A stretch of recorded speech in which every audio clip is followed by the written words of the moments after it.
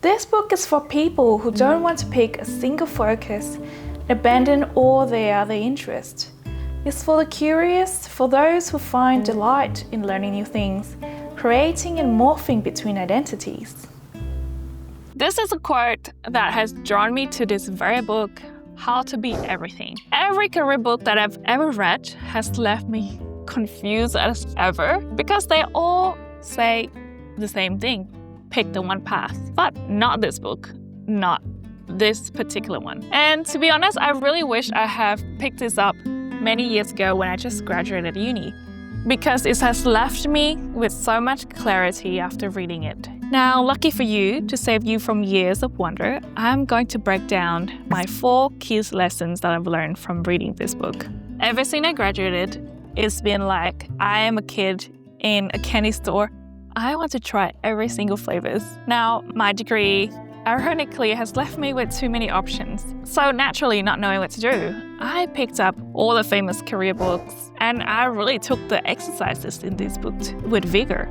I listed out my salary range, my passion, my interests, and even do personality tests like the DISO method, Myers-Briggs. But at the end of all these books, I still feel confused as ever. And I was still wondering what was my true calling. Lesson number 1. Emily, the author, argues that through social conditioning and social cues, we have learned to believe in the romantic notion of one true calling. Every single success story out there is defined by this one path. That is the specialist path. We've all heard of that doctor who has always dreamed of being a doctor, and that painter who was so talented that she finished a painting fresh out of the womb. While many of these people exist, many of us don't simply fit into this model. What happens if you don't fit into this framework? And what happens if you're interested in several subjects and you want to do so many things with your life? You might worry that you don't have a true calling like everybody else. Therefore, your life lacks purpose. But it doesn't. And there's a really good reason why there's a tendency to shift between things, to devour new knowledge and experience, to try on new identities. And what do we call these people? Well, if you've been on my channel before, you can get this right. Yes, you got it right. It's multi-potentialite. Well, multi-potentiality have many names. These synonyms have differences in meaning. Multi-potentialite and scanner emphasize drive and curiosity, while polymath and Renaissance person emphasize accumulated knowledge and have historical connotation as well. They may evoke names such as Leonardo da Vinci or Benjamin Franklin. Jack of all trades tends to refer to someone's skills rather than their knowledge. And generalist implies someone with broad but shallow knowledge. Steve Jobs is a shining example of multi-potentiality by seamlessly blending expertise across technology, design, business, and the arts. He co-founded Apple to revolutionize personal computing, leading Pixar to transform animation, and drawing on interests from Zen Buddhism to calligraphy to create products that married engineering with aesthetic beauty. His career demonstrated how diverse passions in electronics, typography, music, Eastern philosophy, and storytelling could converge to reshape multiple industries from computers to smartphones to animated films. So, if you're a multi-potentialite, what does that mean for your career? I will get to that in lesson number 3. Lesson number 2.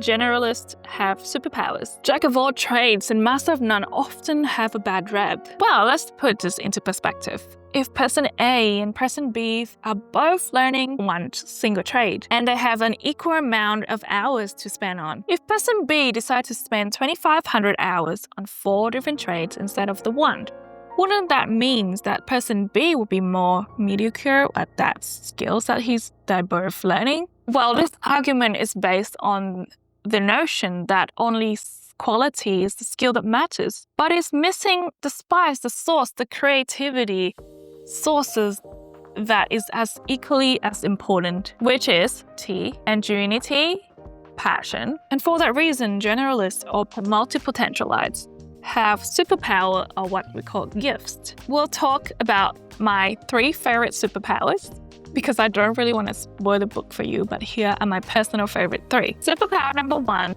multi-potentialites are in great position to come up with creative solutions because we have so many perspectives to draw from. We are a diverse problem-solving population, all in one. Between 2004 and 2013, in Utah, chronic homelessness dropped in the state by 91%. Why? It was when the housing first model was introduced. Under the previous anti-homelessness model in Utah, chronically homeless people were required to be sober and drug-free before qualifying for housing. This new model provides people with roofs over their heads first and social services second. This model, developed by clinical psychologist Sam Tamburus through his Pathways to Housing program. Yeah, you heard it right. It was developed by a clinical psychologist and not a homeless services government official. Tamburus developed Housing First model by drawing from his training and experience as a psychologist. And he started from the premise that it is difficult to address addiction and mental illness without first reducing the extreme stress and instability that come with living on the street. It is often outsiders rather than seasoned experts who come up with solutions to long-standing problems. Well, that's our first superpower, idea synthesis.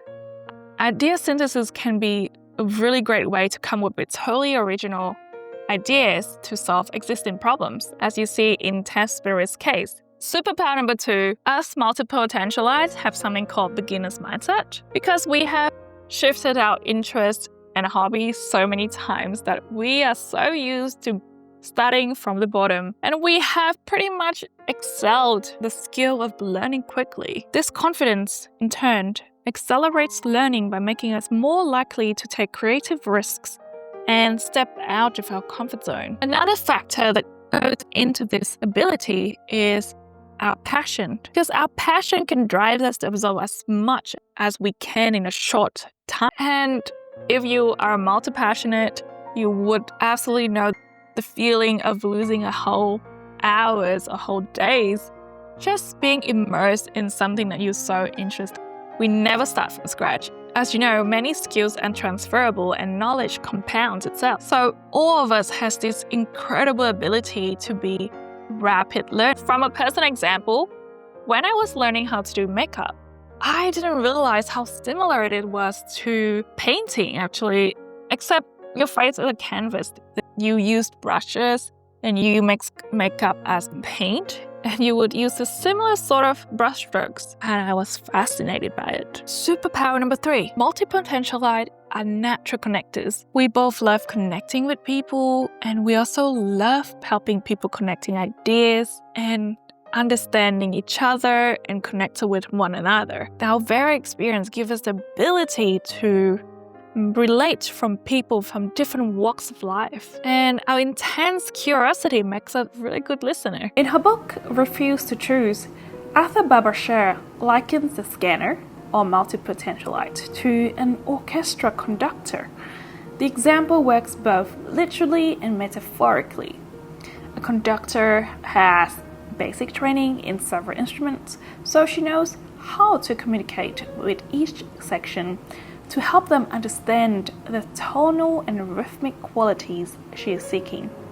She can ask the violinist to play on a certain part of the bow to get the right sound for the passage, or help the percussionists with a particularly tricky entrance.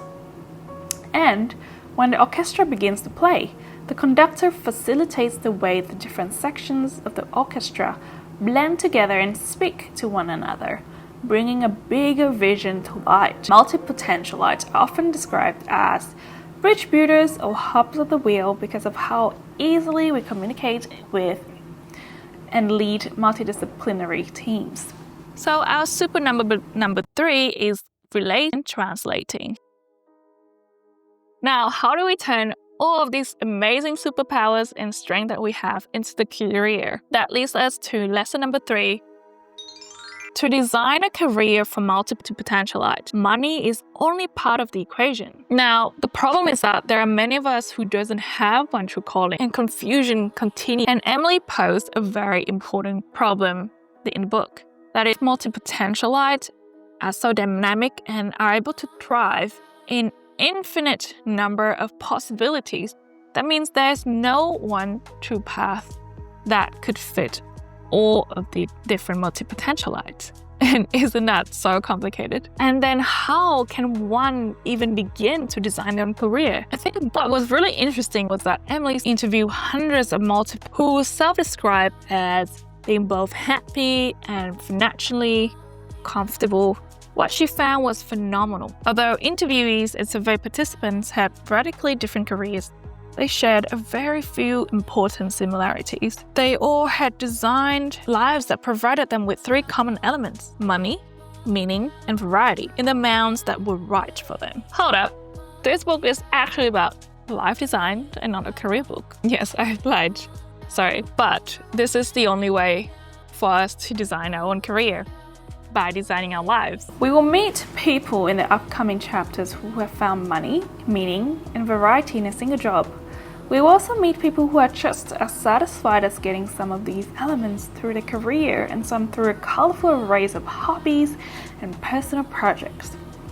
Ultimately, the important thing is that money, meaning, and variety are present in your life as a whole.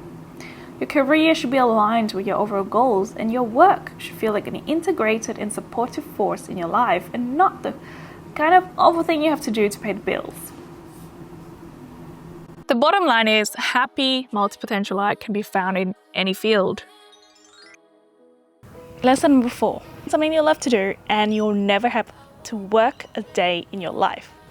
Emily totally discredits this quote for In nature, multi-potentiality requires variety to be happy. Even when we find something fulfilling, if we have to do that every single day, it gets boring. The amount of variety differs from person to person. Too much variety can really make us feel that we haven't made enough progress, whereas too little can make us feel bored, frustrated with our life. All these work models is based on variety, starting from the model that requires most variety to the model that requires the least variety. Work model number 1, the group hug approach. This includes having one job, but that is multifaceted, which gives you enough variety that you don't need to seek out more information. This is great for people who love multidimensional projects where you get to be involved in many different capacities. You want the thing you do for money to reflect the entirety of who you are or close to it. And it's great for people who prefer to have a sense of work that contributes to a greater whole. Some examples of these multifaceted jobs are filmmaking, which involves writing, storytelling, photography, sound, art direction, law, business, and project management.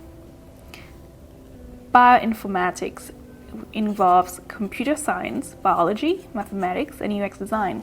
Lastly, artificial intelligence is this very complex blend of psychology, philosophy, computer science, and machine learning. And that is work. Number 2 is the slash approach. It's also known as portfolio career. It's having 2 or more part-time jobs or businesses that you flit between on a regular basis. It's great for people who like to alternate frequently between different subjects. It's also great for people who find yourself fascinated by specialized or niche topics. And they don't care very much about combining passions in service of a single entity. They also value freedom and flexibility more than stability. And actually, there are many successful celebrities who do this, such as Pharrell Williams, who is a musician / producer / fashion designer.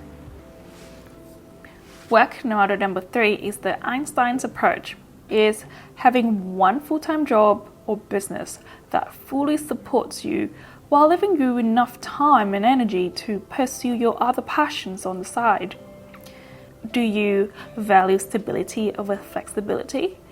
Do you want your paid work to be enjoyable but don't feel as though it has to be the be-all and end-all? Do you find joy and meaning when you pursue many fascinations for fun and as hobbies? Do you want to pursue something that doesn't usually come with a big paycheck? For almost a decade in the early 1900s, Albert worked as a patent officer for the Swiss government. Despite his day job, he managed to produce some of his most notable work during this period, including his special theory of relativity. Yup, that is your man Albert Einstein. Who would have known he had a job all along? Work model number 4 is the Phoenix approach. This is great for those who become obsessed with things for fairly long periods of time, and they find that months or years pass before they feel the itch to move on to a new area. They also like to go deep into particular subjects and often get mistaken for a specialist. They don't require a ton of variety, but in their day, they want to be happy. The Phoenix approach is working in a single industry for several months or years and then shifting gears and starting a new career in a new industry. You probably know that many actors transition from acting to director to producer, such as Angelina Jolie. And upon reflection, I definitely am someone who is a combination of a group work approach where I have a day job that is very wear many hats in my role, and I also love my personal project as a YouTuber where I can experience, storytelling, photography, videography, editing. Pretty much there is so much variety there. I'm truly enjoying it, and I've really felt like I've found the perfect recipe for me. Well, at least for right now. In the book, Emily deep dives into practical tips and exercises to help you transition into each of the work models. I really recommend you checking out the book if any of these above lessons resonated with you. Now, the other things I learned is that productivity system for multi-potentialite and Renaissance person are vastly different, because frankly, we have way too many projects to even know what we need to work on at this instance. And I think these are not very oftenly discussed, but it is very important and powerful if you're able to nail it. If you would like to build your own dashboard, check out this video where I go through my whole process of building a system in Notion and my principles. That's all for today, angels. Take care of yourself. Until next time.